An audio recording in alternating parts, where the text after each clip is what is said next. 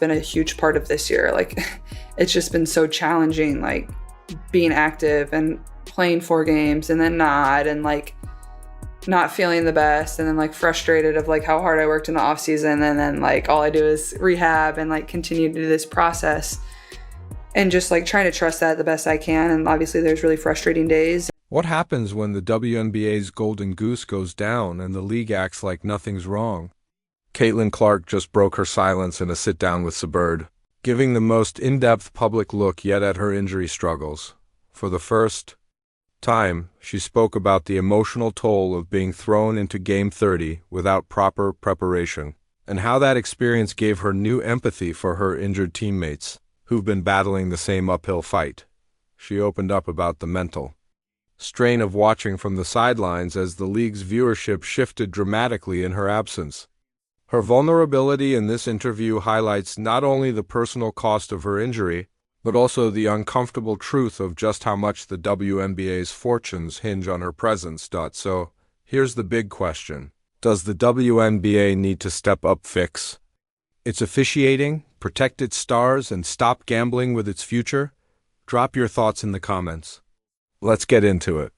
There's days where like it's a little bit easier and like you're very, very motivated and like you're close to the finish line of getting back and being back. And then like, it's not like I have a training camp to like build up to like playing my first game again. It's like, no, like you're tossed into Game 30, like go try to play well. Like it's hard, like it really is. And I think it has given me really good perspective on like what a lot of my teammates and people that teams I've been a part of, like certain people have had to go through. Like I've never been through anything like this. Clark's injury troubles struck early and without warning, forcing her to face a reality she'd never encountered in her basketball career. What started as a preseason left quad issue quickly spiraled into a season-defining battle. She missed 5 games from May 28th to June 10th with a quad strain, only to be sidelined again with a left groin injury that kept her out 4 more regular season contests, plus the Commissioner's Cup final from June 26th to July 5th. Then came the right groin injury on July 15th. The breaking point in a stop-and-go season that challenged her mental resilience even more than her physical strength. Like, and I think that's probably why it's been so hard, because like I've never really dealt with injury, and that's probably been a challenge in itself, because like when I first like was feeling pain, like I didn't understand it. Like I didn't know. I was like, am I just tight? Like, am I just getting old? Do I need to hit a stretch? Do I need to get like a little rubbed out? Do I need some icy hot? Like what's going on here? So I think it's been a balance of like understanding my body. And I know like, whether it's this year, whether it's next year, and even throughout my career, I'm going to be very thankful for this moment. Clark's injury troubles struck early and without warning, forcing her to face a reality she'd never encountered in her basketball career. What started as a preseason left quad issue quickly spiraled into a season-defining battle. She missed 5 games from May 28th to June 10th with a quad strain, only to be sidelined again with a left groin injury that kept her out 4 more regular season contests, plus the Commissioner's Cup final from June 26th to July 5th. Then came the right groin injury on July 15th. The breaking point in a stop-and-go season that challenged her mental resilience even more than her physical strength. I think early on with the first couple injuries, I was like, oh, like I need to get back. But I think like my mom texted me like after this last injury, and like they know how hard it's been on me. But my mom was like, you've taken so much time for everybody else. Like you have to take time for yourself now. So just trying to do that the best I can too. The experience gave her a deeper understanding of what her injured teammates had been enduring, and exposed just how heavily the league leaned on her presence. Without her explosive scoring and sharp playmaking, the Fever's offense grew predictable, forcing teammates into roles they weren't fully prepared to handle. Every game she missed made the team's 5th place standing feel increasingly fragile.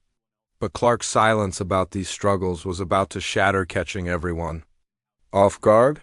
Viewership and ticket sales are like up across the WNBA, and then and they're also, when you don't play, there's a dip, like a substantial dip. So how do you handle, does it impact your patience?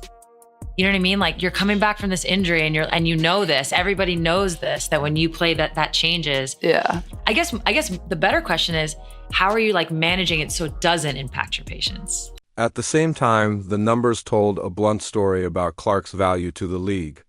The Fever were clearly stronger with her on the court, posting an 8-5 record in games she played, compared to a middling 9-9 without her. Attendance dipped during her absences, and the TV ratings told the same tale. The May 17th matchup between the Sky and Fever pulled in about 2.5 million viewers, a WNBA high point, while later broadcasts without Clark and other stars slid closer to 1.5 million on ABC. On the floor, her absence left the Fever scrambling for a playoff spot without their primary scorer and playmaker. At times, the roster was so thin that Indiana suited up just 9 players, hamstrung further by league rules that limited hardship signings in certain stretches. Definitely been hard. Yeah.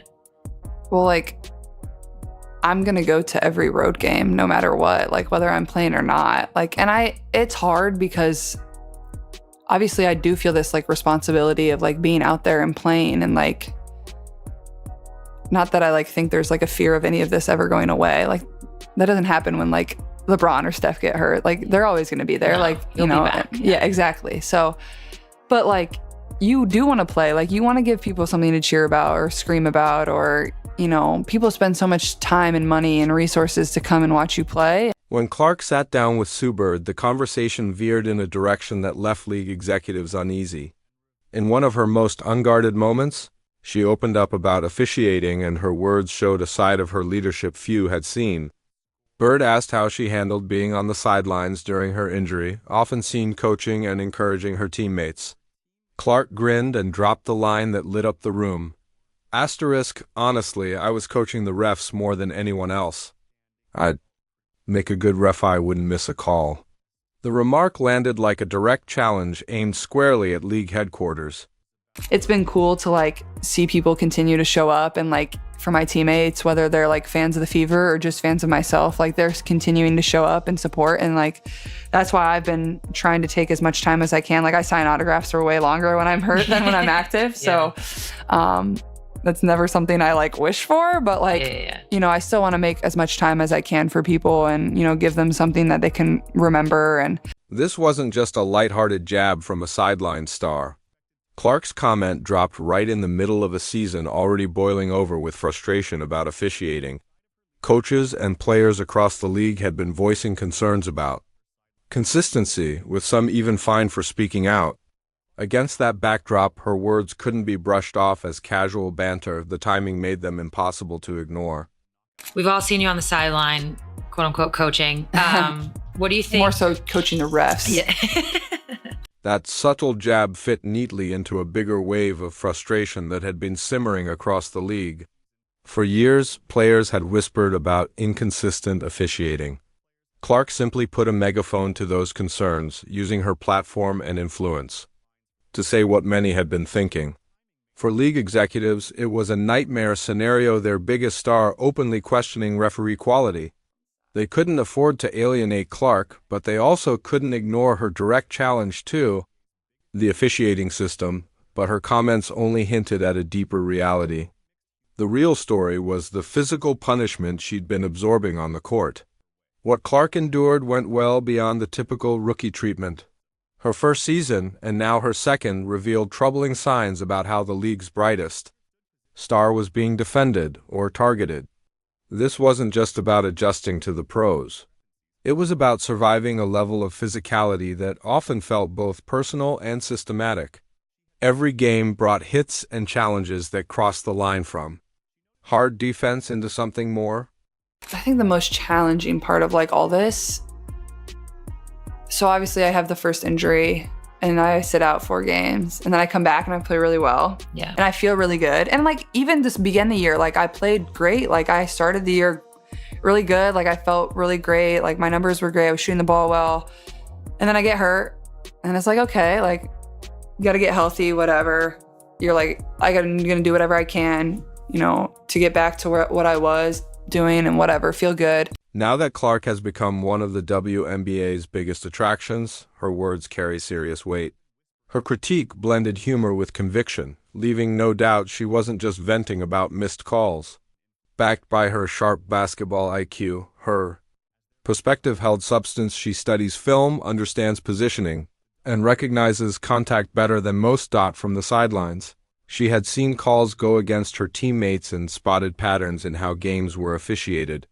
Combined with her own experiences taking hard fouls and what she viewed as cheap shots during her rookie season, Clark's willingness to speak out positioned her as more than just a star player. She was stepping into the role of someone who wanted to shape how the game itself is officiated. What was the biggest adjustment out of all of that? I think just how much I was getting pressured. Like it was just like constant full court.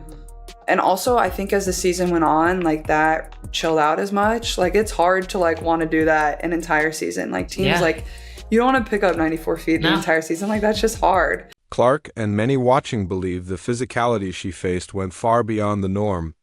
Opponents leaned on relentless tactics, nonstop full-court pressure, aggressive traps, and forced angles that altered her shot opportunities while grinding her down physically. She described it as a constant barrage that felt more like systematic targeting than standard rookie treatment. This wasn't about teaching a newcomer the toughness of pro basketball. It was about teams designing game plans to wear her out and limit her impact through sheer physical pressure rather than pure defensive skill. Looking back on your rookie year, it's, everybody's picking you up full court, trying to tire you out. For sure. Not let you get anything easy. They're physical with you. They're pushing you right. Everyone knows you like to go left. So now teams, you already talked about in college, they didn't really do that as much. You're getting trapped. All the things. The intentional nature of this treatment became obvious when comparing how opponents defended Clark versus other rookies. Her rare mix of shooting range and court vision turned her into the top target for hyper-aggressive defensive schemes. It wasn't just about limiting her scoring, it was about wearing her down physically over the course of entire games. Clark herself admitted her injury struggles were unlike anything she'd ever experienced, saying she had never gone through a situation like this before. The gap between the protection she had in college and the punishing physicality of the WNBA has never been more apparent than in her current battle with injuries. So I think that's been like the hardest part, has just been like the stop and go of everything. Like, and also like with the type of injuries that I've dealt with, like there's no real,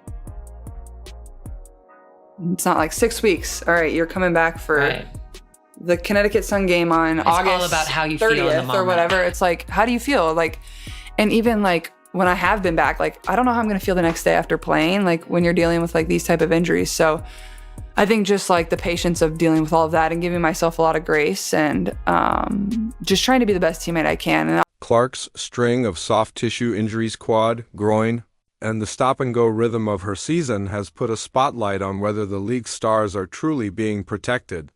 Both she and her teammates have openly questioned certain calls, and especially non-calls that left her vulnerable. From the sidelines and beyond, she's been vocal about what she sees as inconsistent officiating. The toll she's endured is unlike anything she faced in college, and her story forces an uncomfortable question. How is the league balancing physical play with player safety? When the WNBA's biggest draw keeps taking unprotected hits, it raises serious doubts about where the league's priorities actually lie. Her decision to finally speak out marked a turning point not just for Clark, but for how the league's most valuable star is demanding protection. Her silence had broken, and her honesty was about to shift the conversation in a way the WNBA could no longer ignore.